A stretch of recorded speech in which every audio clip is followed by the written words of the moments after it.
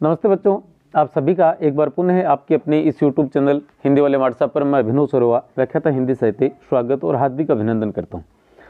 बच्चों, आज हम कक्षा 12 के विषय हिंदी साहित्य की पाठ्य पुस्तक अभिव्यक्ति और माध्यम के तीसरे पाठ पत्रकारीय लेखन के विभिन्न रूप और लेखन प्रक्रिया पर बात करेंगे। इस पाठ से कुल 4 अंक के प्रश्न किए जाएंगे। माध्यमिक शिक्षा बोर्ड के द्वारा जारी किए गए ब्लूप्रिंट के आधार पर हम ये बातें कह रहे हैं। ठीक है, अब देखते हैं कि इसमें क्या होने वाला है। इसके पाठ के जितने भी प्रश्न उत्तर हैं वो हमने सारे के सारे एक साथ रखने का प्रयास किया है। उम्मीद है वीडियो पूरा देखेंगे, पसंद भी आएगा, बच्चों के साथ शेयर करेंगे और सब्सक्राइब भी करेंगे यदि नहीं किया है तो, और किया हुआ है तो साथ बने रहेंगे। अब देखते हैं एक छोटा सा विवरण इसके विषय में कि इस पाठ से कुल 4 अंक के प्रश्न किए जाएंगे, जिनमें से एक प्रश्न तो अति लघुतरात्मक श्रेणी का, दो प्रश्न तो अति लघुतरात्मक श्रेणी के होंगे जिनका अंक 1-1 रहेगा, अर्थात 2 अंक हो गए, और एक प्रश्न लघुतरात्मक श्रेणी का रहेगा जिसका अंक भार 2 होगा। इस पाठ के समस्त प्रश्न यहाँ उपलब्ध करवाने का प्रयास किया गया है। सबसे पहले है समाचार पत्रों के विषय में महात्मा गांधी ने क्या कहा था। महात्मा गांधी का कथन यहाँ पे लिखा है कि समाचार पत्रों के विषय में महात्मा गांधी का कथन है कि समाचार पत्रों में बड़ी शक्ति होती है, ठीक वैसे ही जैसे पानी के प्रवाह है या बहाव में होती है। जैसे पानी के बहाव में होती है ठीक उसी प्रकार से, लेकिन उसे अर्थात पानी को खुला छोड़ देने से गांव के गांव बहा सकता है। उसी प्रकार से कलम भी निरंकुश हो जाए या उस पर किसी का अंकुश न रहे तो वह भी समाज का विनाश कर सकती है।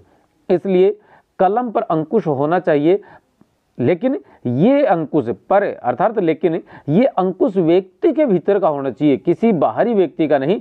बाहर का अंकुश तो और भी जहरीला होता है। अगला प्रश्न है पत्रकारीय लेखन किसे कहते हैं अथवा पत्रकारीय लेखन से आप क्या समझते हैं। उत्तर में लिखेंगे अखबार एवं अन्य समाचार माध्यमों में काम करने वाले पत्रकार अपने पाठकों, दर्शकों और श्रोताओं, ये पाठक तो अखबार के होते हैं, दर्शक टेलीविज़न के और श्रोता टेलीविज़न और रेडियो दोनों के होते हैं। अपने पाठकों, दर्शकों और श्रोताओं तक सूचना पहुंचाने के लिए लेखन के विभिन्न रूपों का इस्तेमाल करते हैं, इसे ही पत्रकारीय लेखन कहते हैं। अगला प्रश्न है पत्रकार कितने प्रकार के होते हैं। तो पत्रकार 3 प्रकार के होते हैं, पूर्णकालिक, अंशकालिक और स्वतंत्र या फ्रीलांसर। पूर्णकालिक पत्रकार वे होते हैं जो किसी समाचार समूह या संगठन के वेतनभोगी पत्रकार या कर्मचारी होते हैं। अंशकालिक किसी समाचार समूह या संगठन के लिए निश्चित मानदेय पर काम करने वाले पत्रकार, कि आपके लिए आपके पास हम 2 घंटे आएंगे और 2 घंटे के इतने पैसे लगेंगे, 3 घंटे काम करेंगे और वहाँ पे 8, 10, 12 घंटे काम करना पड़ता है, जो पूर्णकालिक होते हैं। एक होते हैं स्वतंत्र या फ्रीलांसर, ये किसी भी समाचार समूह या संगठन से नहीं जुड़े होते बल्कि भुगतान के आधार पर अलग अलग अखबारों के लिए लिखते हैं।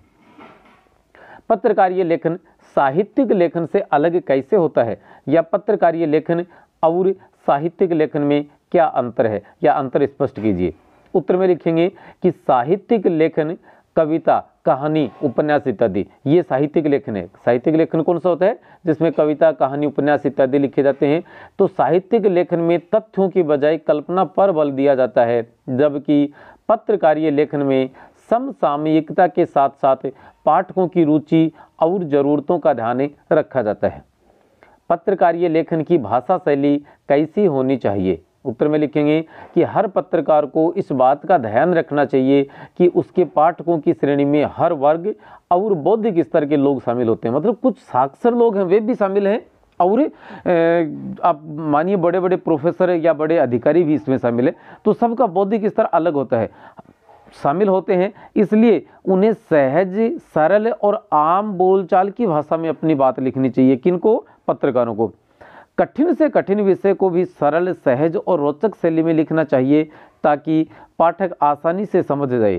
तत्सम शब्दों और अलंकारिक भाषा के प्रयोग से बचना चाहिए। वाक्य छोटे और विन्यास सहज, सरल होना चाहिए। जटिल वाक्यों से भी बचना आवश्यक है। समाचार लेखन की सबसे लोकप्रिय और बुनियादी शैली कौन सी मानी जाती है? तो उल्टा पिरामिड शैली को समाचार लेखन की सबसे लोकप्रिय, उपयोगी और बुनियादी शैली माना जाता है। उल्टा पिरामिड शैली को उल्टा पिरामिड क्यों कहा जाता है? इस शैली में सबसे महत्वपूर्ण तथ्य या समाचार को सबसे पहले लिखा जाता है और बाद में महत्व की दृष्टि से घटते हुए क्रम में लिखा जाता है। इसी कारण से इस शैली को उल्टा पिरामिड शैली कहा जाता है। समझने के लिए हम एक चीज़ देखते हैं। आपने मिस्र के पिरामिडों की बात की होगी या सुनी होगी, तो पिरामिड इस प्रकार के होते हैं, मतलब ऊपर छोटा मामला है और नीचे का आधार देखिए इनका बड़ा है।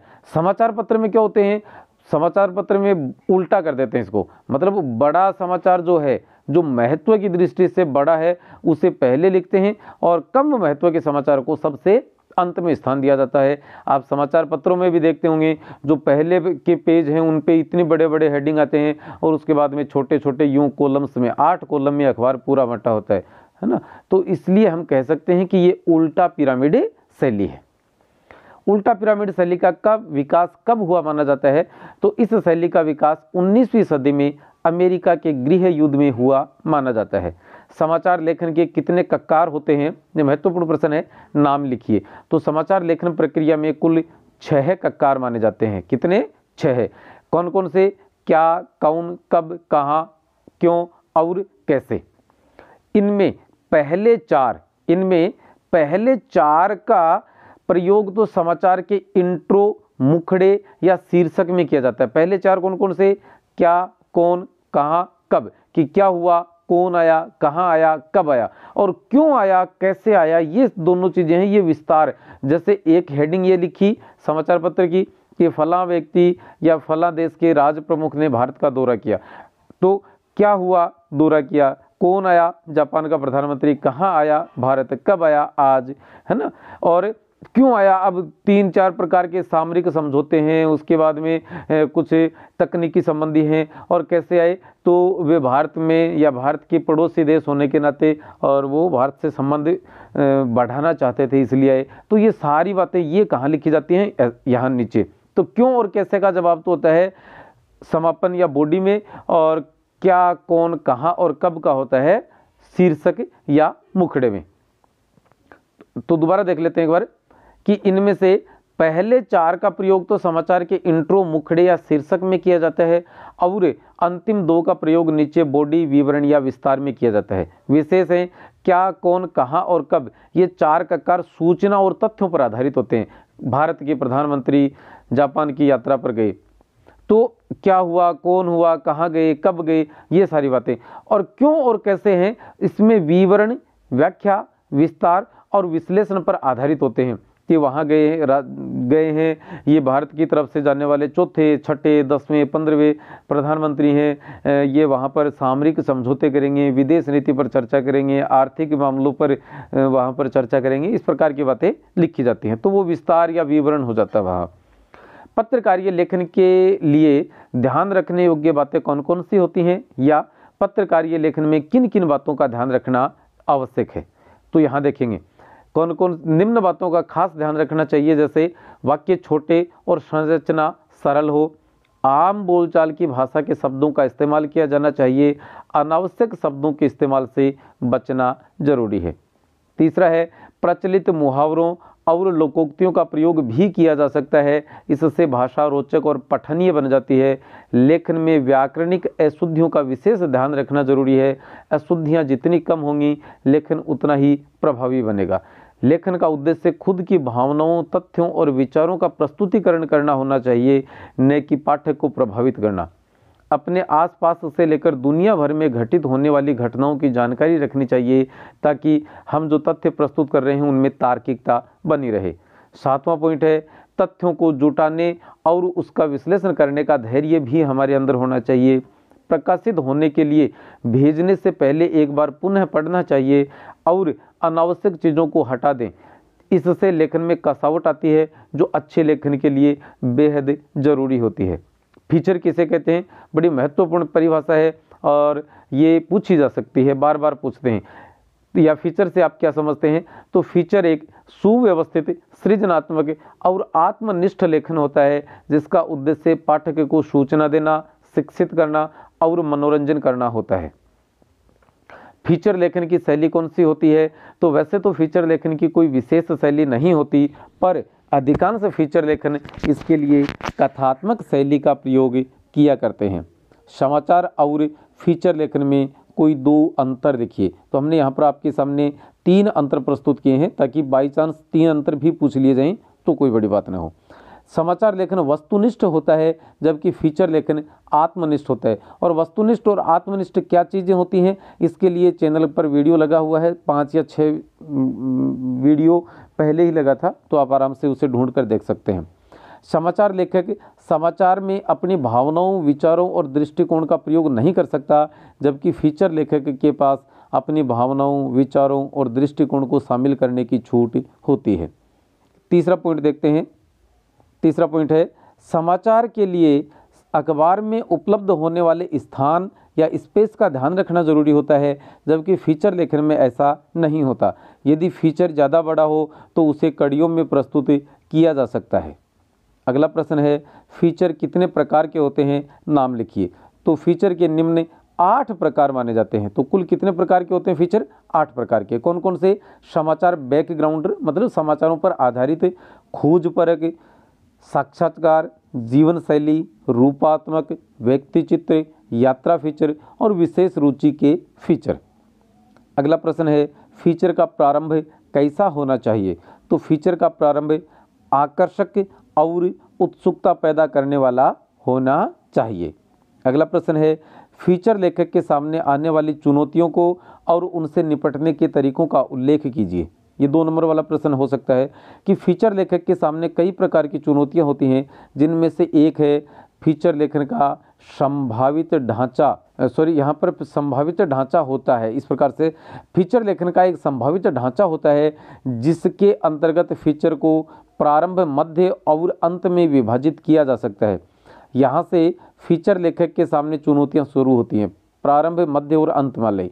फीचर लेखक के सामने प्रत्येक पैराग्राफ में जुड़ाव, प्रवाह और गति बनाए रखने की चुनौती होती है। इससे निपटने के लिए ज़रूरी है कि पैराग्राफ छोटे रखे जाएं और प्रत्येक पैराग्राफ में एक ही पहलू पर ध्यान केंद्रित किया जाए। आप ये जो था इसे होता कर लें, चकता को क्या करना है? होता, एक ढांचा होता है। ये पता नहीं बाई मिस्टेक रह गया भाई, सॉरी इसके लिए। विशेष रिपोर्ट क्या होती है? तो विशेष रिपोर्ट से आप क्या समझते हैं? तो अखबार में प्रकाशित होने वाली सामान्य खबरों के अलावा गहन छानबीन, विश्लेषण और व्याख्या के आधार पर प्रकाशित होने वाली रिपोर्ट को ही विशेष रिपोर्ट कहते हैं। इसमें संबंधित विषय की गहन छानबीन और विश्लेषण के बाद उसके कारण, प्रभाव और समाधान पर प्रकाश डाला जाता है। विशेष रिपोर्ट के कोई 3 प्रकार लिखिए। तो विशेष रिपोर्ट के 3 प्रकार लिखा है। पहले खोजी या इन्वेस्टिगेटिव रिपोर्ट, दूसरा था इन डेप्थ रिपोर्ट, हमने 4 लिखी हैं, तीसरा है विश्लेषणात्मक और चौथा है विवरणात्मक। अगला प्रश्न है खोजी रिपोर्ट से आप क्या समझते हैं? आमतौर पर इनका प्रयोग किन कार्यों के लिए किया जाता है? तो जब कोई पत्रकार मौलिक शोध और छानबीन के जरिए ऐसी सूचनाओं और तथ्यों को पेश करता है जो सार्वजनिक रूप से पहले उपलब्ध नहीं थी, ऐसी रिपोर्ट से वो क्या कहलाती है? वो खोजी रिपोर्ट कहलाती है। ऐसी रिपोर्ट से भ्रष्टाचार, अनियमितता और गड़बड़ियों को उजागर करने का काम करते हैं। विश्लेषणात्मक रिपोर्ट से आप क्या समझते हैं? तो विश्लेषणात्मक रिपोर्ट्स में किसी घटना या समस्या के प्रत्येक पहलू का विश्लेषण करके व्याख्या प्रस्तुत की जाती है। 20वां प्रश्न है इन डेप्थ रिपोर्ट्स से आप क्या समझते हैं? उत्तर में लिखेंगे कि पहले से उपलब्ध तथ्यों, सूचनाओं और आंकड़ों की गहनता से छानबीन करके किसी घटना, समस्या या मुद्दे से जुड़े महत्वपूर्ण तथ्यों को जनता के सामने लाने वाली रिपोर्ट्स इन डेप्थ रिपोर्ट कहलाती है। 21वां प्रश्न है विचार परक लेखन किसे कहते हैं? उत्तर में लिखेंगे अखबार के संपादकीय पृष्ठ पर प्रकाशित होने वाले संपादकीय आलेख, लेख, टिप्पणियाँ और विभिन्न विशेषज्ञों द्वारा लिखे जाने वाले स्तंभ ही विचार परक लेखन की श्रेणी में आते हैं। किसी अखबार की छवि का निर्माण होता है तो संबंधित अखबार मतलब उसी अखबार में प्रकाशित होने वाले विचार परक लेखन से ही उसकी छवि का निर्माण होता है। अखबार की आवाज़ किसे माना जाता है? तो संपादकीय पृष्ठ पर प्रकाशित होने वाले संपादकीय लेख को ही उस अखबार की आवाज़ माना जाता है, जिसके माध्यम से संपादक किसी समसामयिक घटना, समस्या या मुद्दे पर अपनी राय या विचार प्रकट करते हैं। ये अखबार की आवाज़ किसे माना जाता है? संपादकीय लेख को। स्तंभ लेखन क्या है? तो स्तंभ लेखन विचार परक लेखन का ही हिस्सा होता है। इसमें लेखक अपने स्वतंत्र विचार प्रकट करते हैं। ये नियमित रूप से प्रकाशित होते हैं। कुछ स्तंभ तो इतने लोकप्रिय हो जाते हैं कि अखबार की पहचान ही बन जाते हैं। संपादक के नामपत्र में किस प्रकार की सामग्री का प्रकाशन किया जाता है? संपादक के नामपत्र प्रत्येक अखबार का स्थायी स्तंभ होता है। ये पाठकों के द्वारा अखबार के संपादक के नाम लिखा जाता है, जिसके जरिए पाठक अपनी सहमति या असहमति दर्ज करवाते हैं। साथ ही स्थानीय समस्याओं को भी उजागर किया जा सकता है। ये स्तंभ जनमत को दर्शाता है। ये स्तंभ का मतलब संपादक के नामपत्र नामक जो स्तंभ है वह जनमत को दर्शाता है। साक्षात्कार की उपयोगिता लिखिए। तो साक्षात्कार के जरिए कोई पत्रकार अपने आलेख, लेख, फीचर, विशेष रिपोर्ट इत्यादि के लिए उस क्षेत्र विशेष से जुड़े लोगों से जानकारी प्राप्त करता है। दूसरे शब्दों में कहें तो वह कच्ची सामग्री एकत्र करता है। एक सफल साक्षात्कार के लिए आवश्यक तत्वों का उल्लेख कीजिए, या साक्षात्कार की सफलता किन तत्वों पर निर्भर करती है? तो साक्षात्कार की सफलता साक्षात्कारकर्ता के ज्ञान, संवेदनशीलता, कूटनीति, धैर्य, साहस और जवाब से सवाल बनाने की कला पर निर्भर करती है। जवाब, सामने वाले ने जो जवाब दिया उस जवाब से हमने सवाल बना लिए, उस कला पर निर्भर करती है। इसके अलावा जिस विषय पर साक्षात्कार लेना होता है उसके बारे में भी हमें पर्याप्त जानकारी होनी चाहिए। और हम हैं अभिनव सरोवा, व्याख्याता हिंदी साहित्य, माध्यमिक शिक्षा विभाग, राजस्थान सरकार। आज की इस वीडियो में फ़िलहाल इतना ही। अब आपसे निवेदन है कि आप इसको सब्सक्राइब जरूर करेंगे। और नमस्ते, धन्यवाद, जय हिंद।